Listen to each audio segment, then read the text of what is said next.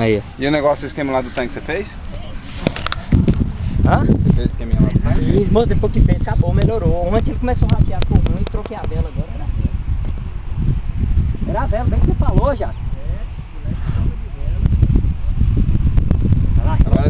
Agora ele pegou o beleza. Dá uma empurrada aí.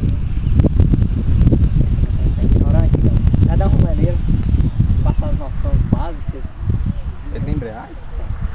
Sabia, né? Não é direto. Pagou? Não. Vai ter que roda o trazer o dedo. Demos funcionamento. Então. Mas o dele não é motor. Parece que tá falhando, Micael.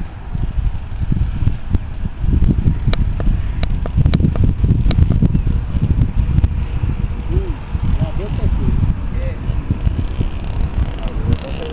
Tá cobrado, você viu? Agora você tá aqui mesmo, aí. Tá falhando.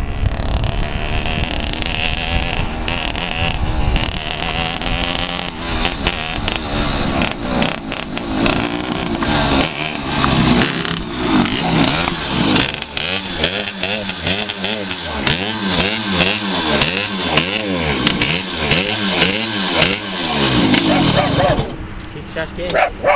Tem como mandar no trouxa-chave aí? Hã? Trouxa-chave. Trouxe? O que é? Pega o L8 essa pedra.